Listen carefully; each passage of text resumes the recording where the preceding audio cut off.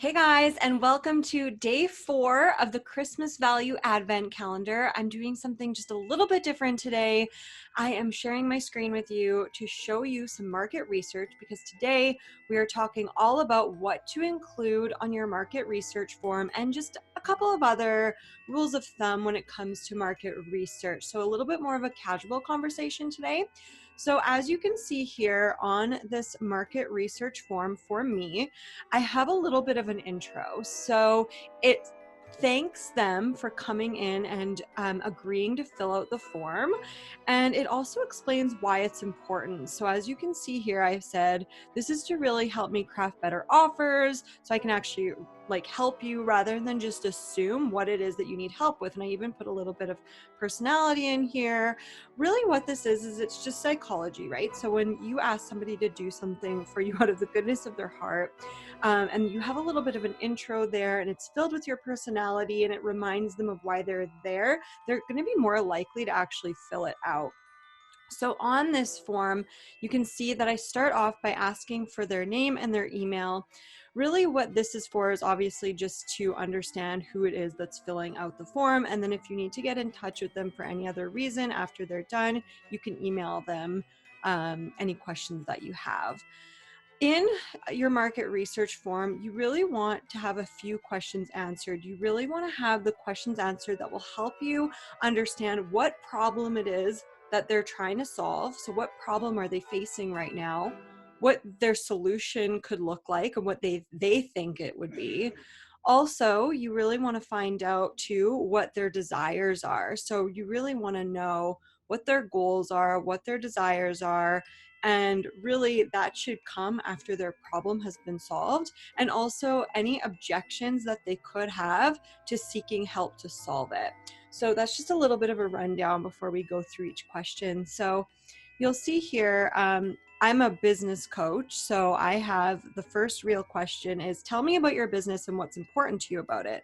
So this will really help me understand, first of all, what it is that they do, and second, why it matters. This is going to not only help me understand what's going on in people's minds when they create their business, but also to determine whether or not they're an ideal client, because typically my ideal clients really want to make an impact. So the responses that I'm getting should include the fact that they want to make an impact for many women. So that in order for them to be ideal, that's the kind of answer that should be in there. And also freedom. So a lot of my ideal clients, they really want freedom in their life. So those two things should fall under this response if they are in fact ideal.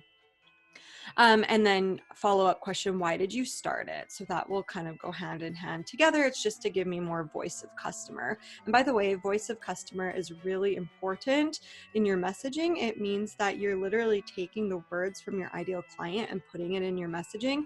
And market research is really going to help you do that, to find out how they would word things. Then we go here. So what would you say your biggest struggle is in your business right now? If there's multiple struggles, name them. So this is giving me an idea of what the problems they're facing are.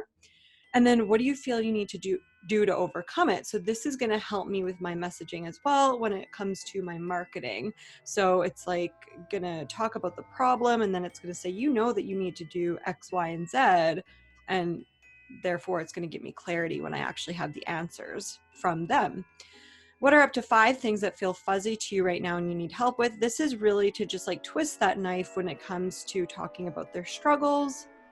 Then as we scroll down, it's tell me about what your life looks like outside of your business. This is important for me to have answered because I really want to know who the person is behind the business. I want to know what their life looks like. I want to know what they're doing this all for. Maybe they have kids, maybe they want to travel and they do travel a lot. This question is going to help me gain clarity on who my ideal client is outside of the business. Then we're going into desires.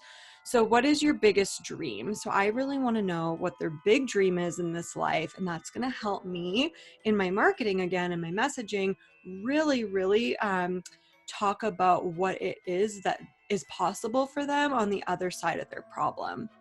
Then we go into goals. So what goals are you setting for yourself and what's stopping you from achieving them? So this is really going to help me, again, highlight those desires, but then really understand what's getting in the way of them actually achieving their goals. And that's going to really help me with my messaging as well, in terms of how I really accentuate that problem and like why they're not achieving the results that they're looking for. It's really going to help me like get into my ideal client's head. This is another question that's really important for me as a coach. I really want to know what kind of programs my ideal client is looking for and why they would choose it. Another thing to add that I actually don't have in here is price and length. So adding 2 more questions to the bottom about what price they would be willing to pay to get the kind of support that they're looking for and how long they would be willing to commit to. So you'd want to add in some multiple choice options there. Also here, have you invested in your business before? What was it and what was your experience like? So again, this is really going to help overcome blocks with your ideal client and really help them overcome the fears that they have with investing. So this is a really good limiting belief and mindset block question to ask in terms of how you can apply that and helping them overcome their fears and walk them through in your messaging. And then finally, if you were to invest in a coaching program right now, what is an absolute must for you? So as a coach, I really want to know what's most important to my ideal client if they were to invest in me. I want to know what they absolutely need to have in a program, like a coaching program, to actually invest their hard-earned money, right? So that's super important for me to know. So I really hope that looking through this form with me was helpful. I know that my private clients really find this helpful. And you can feel free to take some of these questions with you if you'd like. But remember, you really want to make sure that you're asking your own questions that really give you clarity in wherever it is that you feel fuzzy on your ideal client, or wherever you feel like there's gaps, or anytime you're making assumptions, you really want to fill that in with the questions that you ask on your market research form. My other rule of thumb is to aim for 15 to 20 responses on these. It's going to give you enough voice of customer, enough different responses to really start to see common themes and what people are most looking for when they're looking to invest in whatever service it is that you are offering. So I hope that was helpful. That was day 4 of the 24 days of Christmas value advent calendar. I can't wait to share more with you. Make sure you subscribe to this channel, you give this video a thumbs up. I don't want you to miss any days in this advent calendar. So subscribing to the channel is going to make sure that you have something to open every single day. So thank you so much for watching, and I'll see you tomorrow.